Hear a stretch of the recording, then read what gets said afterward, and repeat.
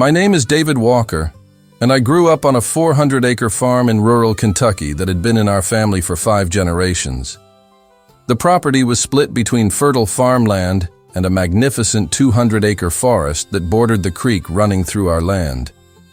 Those woods were more than just trees to me. They were my sanctuary, my playground, and the place where I learned to appreciate the natural world. My father, Robert Walker, had always maintained a careful balance between farming and conservation. He taught my brother Marcus and me that the land was borrowed from our children, not inherited from our parents. The woods provided timber when needed, wildlife habitat, and protection for the watershed that fed our crops. Marcus, 3 years older than me, never shared this philosophy. Even as children, he saw the forest as wasted space that could be converted to productive farmland. While I spent hours exploring deer trails and building tree forts, Marcus was calculating how many acres of corn or soybeans could fit where ancient oaks currently stood. Our father died when I was 25 and Marcus was 28. The will divided the property equally between us, with one crucial stipulation. Any major changes to the land use required mutual agreement. Dad had been wise enough to anticipate potential conflicts between his sons' different visions for the farm. For 15 years, we worked together reasonably well. Marcus handled the day-to-day farming operations while I managed the forestry aspects and maintained the conservation programs that provided additional income through government incentives. The arrangement wasn't perfect, but it honored our father's wishes and kept the family legacy intact. Everything changed when Marcus got divorced and found himself facing substantial alimony payments. Suddenly, maximizing short-term profits became his obsession, and those 200 acres of woods looked like a solution to his financial problems. Chapter 2. The Breaking Point. The first sign of trouble came on a crisp October morning when I discovered Marcus meeting with a logging contractor at the edge of our woods. I approached them, hearing fragments of conversation about clear-cutting and maximum board feet. My stomach sank as I realized what Marcus was planning. Marcus's jaw was set in the stubborn expression I remembered from childhood arguments. He explained that he was drowning in debt and that the trees were worth over $300,000 if harvested properly. He could expand cultivation to the entire 200 acres and double our farming income. I tried to reason with him, explaining how our conservation programs brought in steady income, how the woods protected our water quality, and how clear-cutting would destroy habitat that had taken decades to mature. I reminded him of our father's wishes and the legal requirement for mutual agreement on major land use changes. The argument escalated over the following weeks. I presented environmental impact studies, showed him examples of farms that had suffered after removing their woodlands, and offered to buy out his share of the forest at fair market value. Marcus refused every compromise, becoming increasingly hostile about what he called my tree-hugging nonsense. Our relationship, already strained by years of different philosophies, began to fracture completely. Family gatherings became battlegrounds where Marcus would recruit cousins and uncles to his cause, painting me as an impractical dreamer who was holding back the family's prosperity. The breaking point came when I returned from a week-long conference on sustainable agriculture to find surveyors' stakes throughout the woods. Marcus had hired a timber company to mark the trees for harvest, despite my explicit refusal to consent to the logging operation. That evening, I confronted Marcus with the surveyor's report. His response would haunt me for years. "You can either sign off on this willingly, or I'll find another way to make it happen. Those trees are coming down." Chapter 3. The Betrayal. 3 weeks later, I woke to the sound of chainsaws echoing through the morning air. Racing toward the woods, I found a crew of loggers already at work, their equipment scattered throughout what had been pristine forest the day before.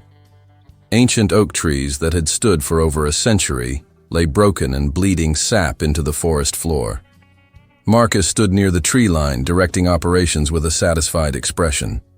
When he saw me approaching, his face hardened into defensive anger. He held up a legal document showing he'd gotten a court order based on economic hardship. His lawyer had convinced the judge that I was preventing reasonable use of the property for purely sentimental reasons. I snatched the papers from his hands, reading the court's decision with growing disbelief. Marcus had argued that the forest was preventing him from meeting his financial obligations, and that my refusal to allow logging constituted an unreasonable restraint on his property rights. He had conveniently omitted the conservation income, the watershed protection value, and our father's clear intentions for maintaining the forest. Marcus had lied to the court, telling them what they needed to know while omitting crucial facts about the conservation payments and Dad's wishes. He claimed he wouldn't lose his farm because I wanted to play forest ranger. For the next 6 days, I watched helplessly as the logging crews systematically destroyed everything my father and I had worked to preserve. 200-year-old oak trees fell with crashes that shook the ground. Wildlife scattered in confusion as their homes disappeared under the blades of massive harvesters.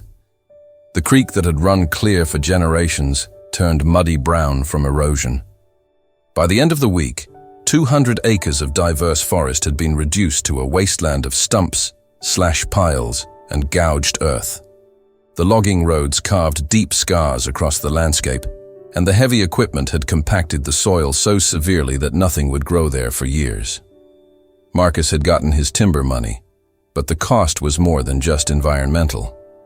He had broken our family's trust, violated our father's memory, and destroyed something irreplaceable for short-term gain. As I stood in the middle of what had once been cathedral-like groves of ancient trees, I made a decision that would define the rest of our relationship. Chapter 4. The investigation. The devastation in our woods was total, but as I walked through the stumps and slash piles, I began to notice details that suggested Marcus's logging operation might not have been entirely legal. The contract he'd signed called for selective harvesting and best management practices, but what had actually occurred was clear cutting with no regard for environmental protection. I started documenting everything with photographs and measurements. The logging roads had been cut without proper drainage, creating erosion channels that were already washing soil into the creek. Buffer zones required by state law to protect waterways had been completely ignored. Trees marked for preservation had been cut anyway, and the slash piles were blocking natural drainage patterns. More concerning was the discovery that some of the harvested trees had been much older than the forest survey indicated. Ring counts on several massive oak stumps showed they were over 300 years old, potentially qualifying the forest as old-growth habitat with special protection status. I contacted the State Forestry Department and requested an investigation into whether proper permits had been obtained for the logging operation. The forestry officer who responded, Janet Morrison, was appalled by what she found. This wasn't selective harvesting, but industrial clear-cutting, and it wasn't done with proper permits. The environmental impact assessment Marcus had submitted to the court was completely inaccurate.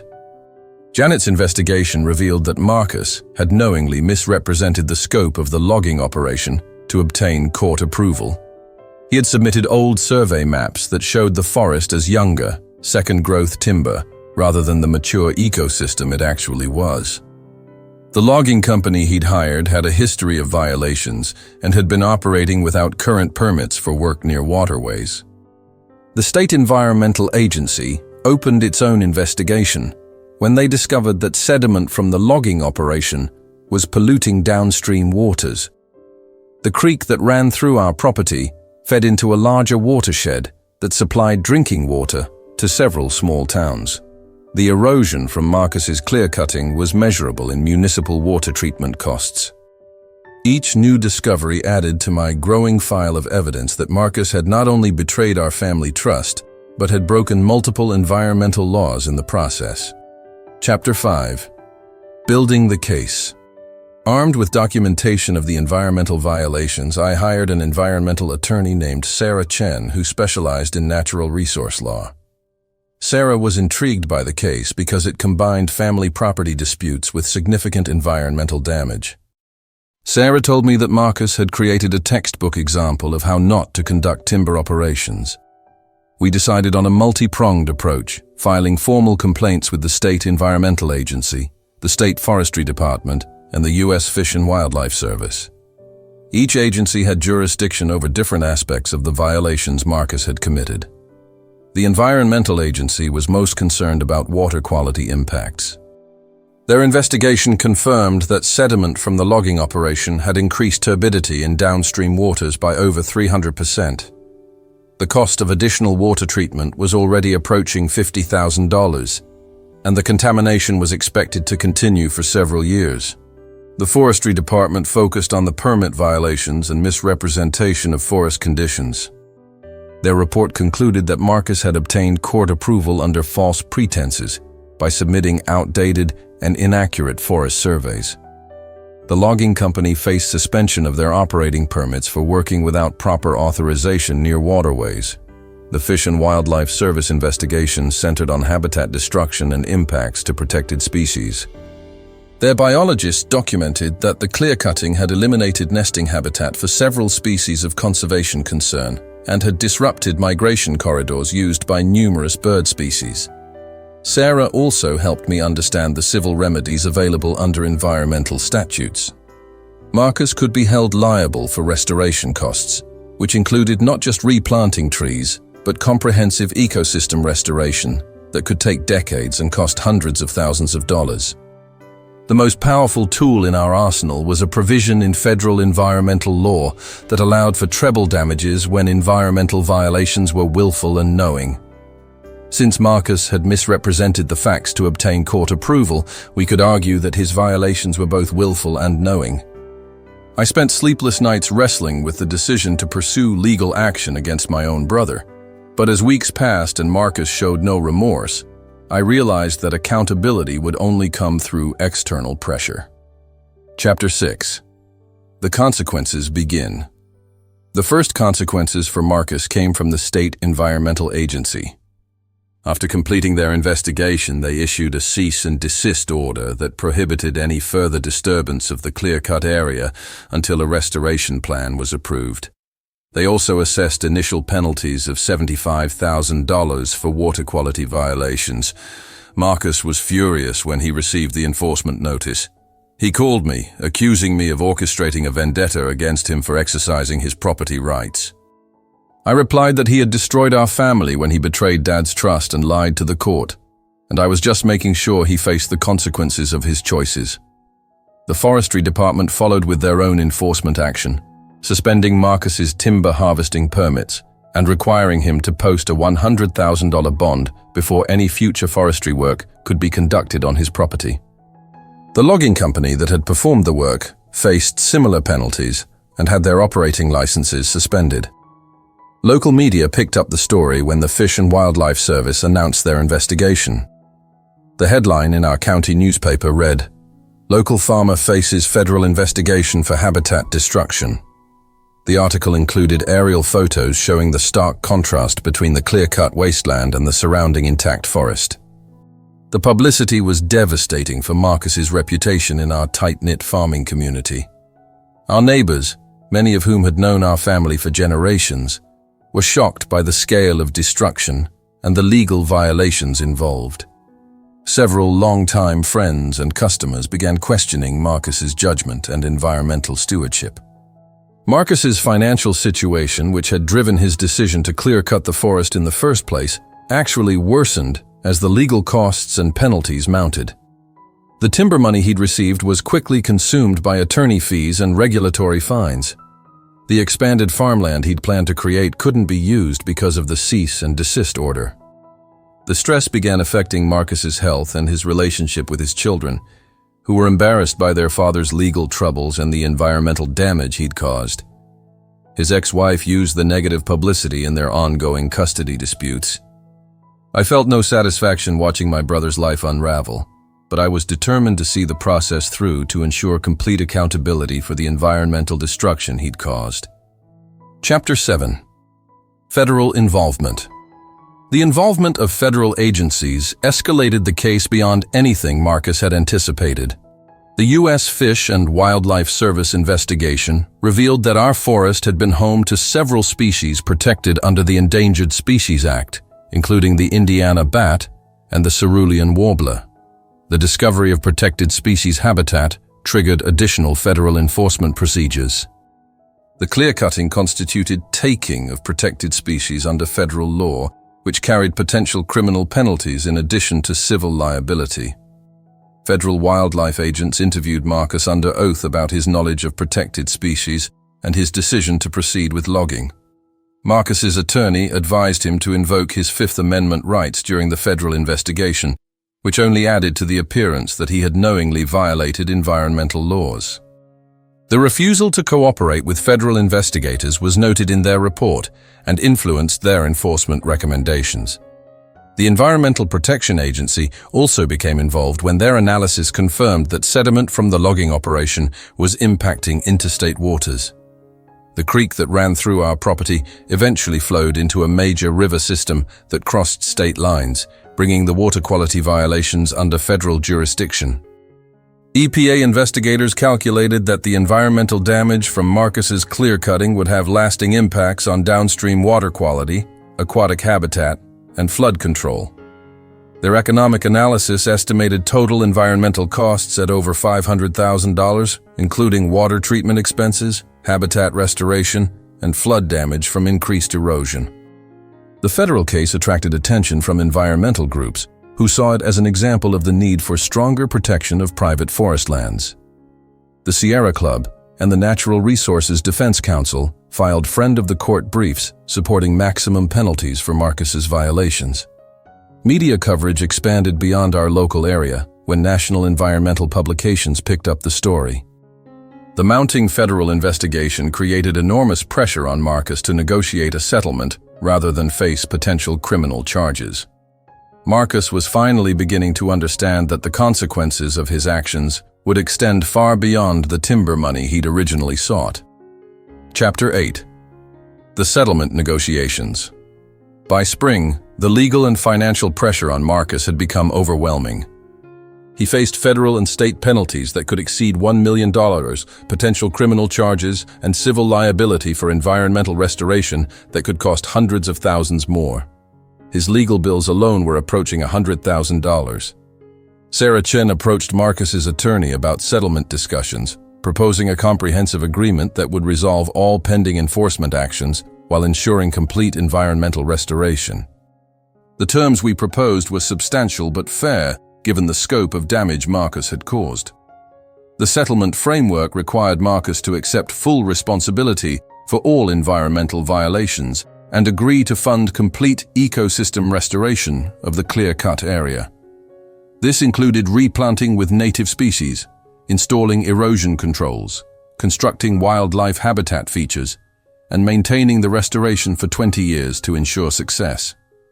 Marcus would also be required to place a conservation easement on the remaining forested portions of his property, preventing any future logging or development. The easement would be monitored by a qualified environmental organization and would run with the land in perpetuity. The financial terms included payment of all assessed penalties, reimbursement of government investigation costs, and funding for a $300,000 restoration endowment to ensure long-term maintenance of the replanted forest.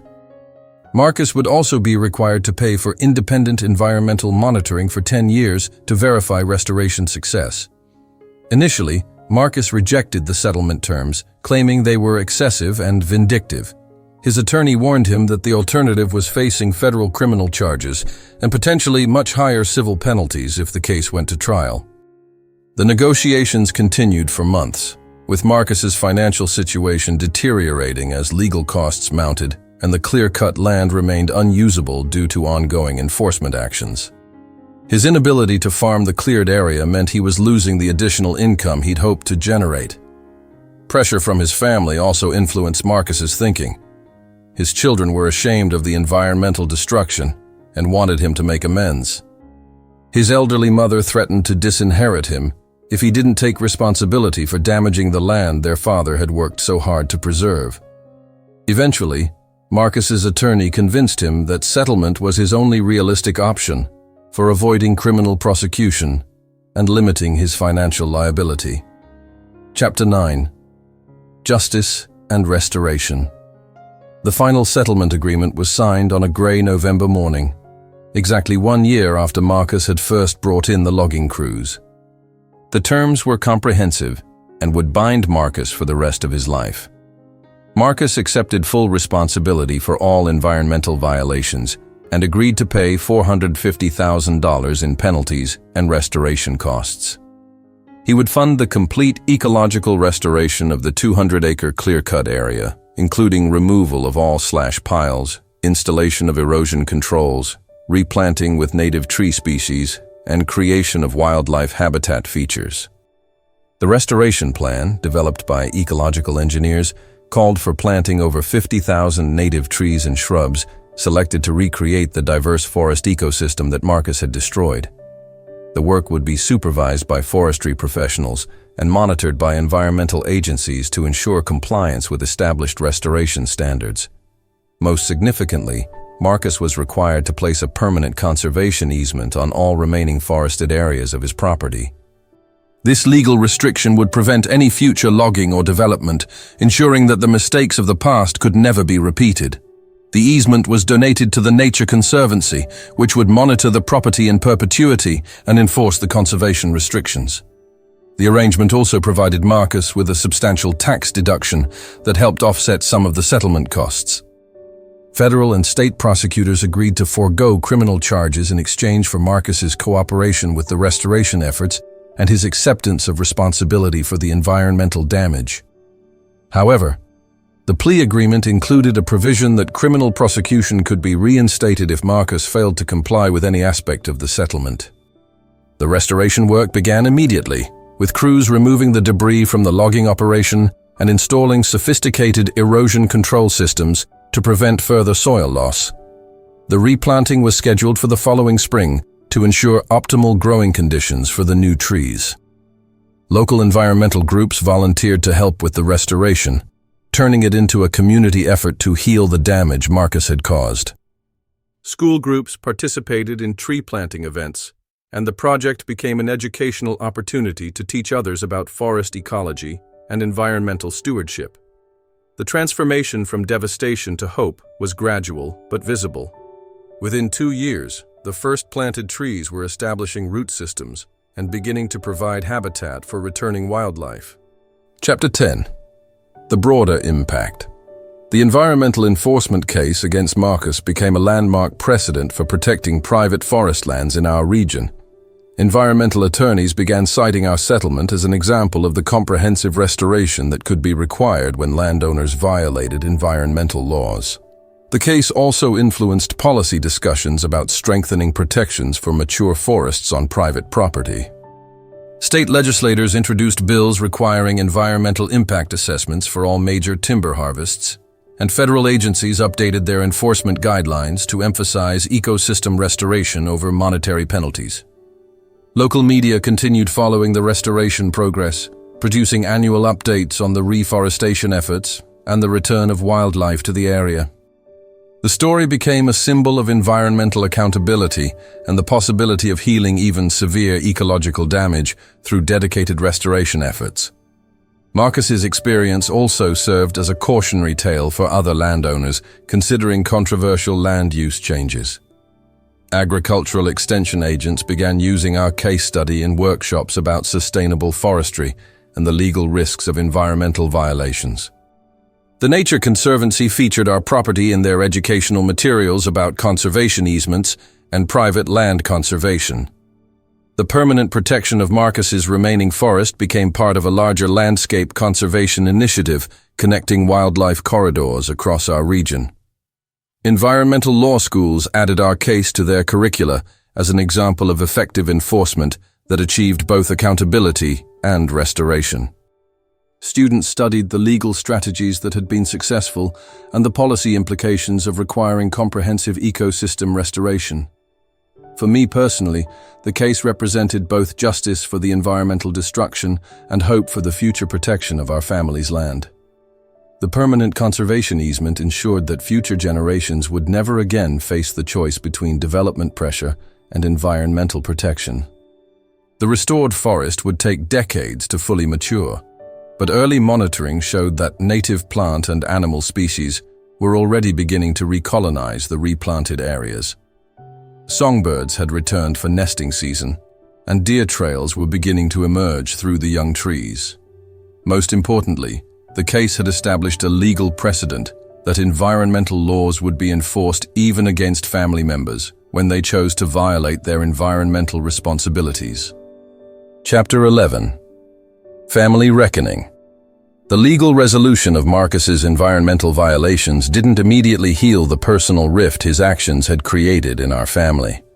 The betrayal of trust, the destruction of our father's legacy, and the years of legal conflict had damaged our relationship perhaps beyond repair. Marcus struggled with the financial burden of the settlement and the ongoing costs of the restoration project. The timber money he'd received was completely consumed by legal fees and penalties, leaving him worse off financially than before he'd cut the trees. The expanded farmland he'd hoped to create remained unusable, restricted by the conservation easement and restoration requirements. Our mother, now in her 80s, was heartbroken by the conflict between her sons and the destruction of land her husband had loved. She made it clear that she blamed Marcus for the family division and considered his actions a betrayal of everything our father had worked to build. Family gatherings became tense affairs where Marcus's environmental violations and the ongoing restoration project dominated conversations. Cousins and other relatives were forced to choose sides, with most supporting my position that environmental accountability was necessary, regardless of family relationships. Marcus's children gradually came to understand the environmental significance of their father's actions and the importance of the restoration efforts. They began participating in tree planting activities and expressed interest in learning about forest ecology and conservation. Slowly, very slowly, Marcus began to acknowledge the full scope of damage his decisions had caused. He started attending restoration monitoring meetings and even contributed additional funds beyond what the settlement required when unexpected challenges arose in the replanting efforts. The turning point came 3 years after the settlement, when Marcus called me to discuss installing bird nesting boxes in the restoration area. It was the first time he had initiated contact about anything related to environmental stewardship. He told me he'd been watching the birds come back and wondered if we could do more to help them. It wasn't an apology, but it was recognition that environmental restoration was valuable work worth supporting. We began having occasional conversations about the forest restoration and the wildlife species that were returning to the replanted areas. Our relationship remained strained and formal, but we had found common ground in caring for the land that would be our legacy to future generations. Chapter 12. 10 years later, a decade after Marcus destroyed our family, I stood in the middle of the restoration area watching my 6-year-old nephew climb a young oak tree that was now over 15. The transformation was what had been a wasteland of stumps, and over 90% of the planted trees had survived, and natural regeneration was filling in gaps between planted species. Wildlife monitoring showed that most of the original bird species had returned, along with deer, turkey, and even a few black bears that had wandered down from the mountains. The creek ran clear again, with aquatic insects and fish populations recovering from the sediment damage caused by the original clear-cutting. Erosion had been completely controlled, and the restoration area was actually providing better flood protection than the original forest. Marcus had evolved from resistant compliance to genuine engagement with the restoration project. He had learned to identify native plant species and had become skilled at monitoring for invasive plants that threatened the young forest. His children, now teenagers, were active in environmental clubs at school and credited their father's experience with inspiring their interest in conservation. The conservation easement had proved its value when a developer offered Marcus $2 million for his property to build a shopping center. The permanent legal restrictions made development impossible, protecting the land for future generations regardless of economic pressures. Our property had become a model for forest restoration that was studied by researchers from universities across the region. The combination of scientific planning, legal enforcement, and community involvement had created a template for healing environmental damage. Marcus and I had developed a functional working relationship focused on land stewardship, though we were never again as close as we had been before the betrayal. The legal and environmental consequences of his actions had created accountability, but trust, once broken, was difficult to fully restore. The financial cost of the restoration had been substantial for Marcus, but the permanent conservation easement provided ongoing tax benefits that helped offset the settlement expenses. More importantly, the protected status of the forest had actually increased the overall value of his property by creating a unique conservation asset. Environmental groups continued using our case as an example of successful enforcement that achieved both accountability and restoration. The precedent had influenced dozens of similar cases across the region, strengthening protection for private forest lands. Chapter 13. Legacy Today. 15 years after the clear-cutting that nearly destroyed our family's legacy, the restored forest stands as a testament to the power of environmental accountability and ecological healing. The young trees planted in the wake of destruction have grown into a thriving ecosystem that provides habitat for wildlife, protection for water quality, and a living monument to the possibility of redemption. Marcus passed away 2 years ago from a heart attack, but not before seeing the restoration project through to completion. In his final years, he had become an advocate for environmental stewardship and had spoken at conferences about the importance of protecting private forest lands. His transformation from environmental destroyer to conservation supporter became part of his own legacy. The conservation easement he had been forced to accept became something he ultimately embraced. In his will, he left additional funds for forest management and established a small endowment for environmental education programs. His children inherited the protected property with a deep appreciation for its ecological value and their responsibility as stewards. I now serve on the board of directors for the Nature Conservancy and frequently speak about the importance of enforcing environmental laws, even when violations occur within families. The case has become a model for achieving accountability while maintaining hope for restoration and redemption. The forest restoration has been so successful that researchers are using it as a reference site for other ecological restoration projects. The diversity of plant and animal species now equals or exceeds what existed before the clear-cutting, proving that even severe environmental damage can be healed with adequate resources and commitment. My nephew, who climbed that young oak tree years ago, is now studying environmental science in college. He plans to become a forest restoration specialist, inspired by the transformation he witnessed on our family's land. The next generation will carry forward the lessons learned from both destruction and healing. The land that nearly divided our family permanently has instead become a source of pride and purpose. The permanent conservation easement ensures that future generations will inherit not just property, but a responsibility to maintain the ecological integrity that was so nearly lost. Walking through the restored forest today, listening to the songs of birds that have returned to nest in the maturing trees, I'm reminded that justice and redemption are both possible when we have the courage to hold ourselves and our families accountable for the choices we make about the natural world. The woods that Marcus destroyed in a moment of greed and short-sightedness have been reborn as a more resilient and better protected ecosystem. Sometimes the greatest conservation victories come not from preventing destruction, but from ensuring that those who cause environmental damage are held responsible for making it right.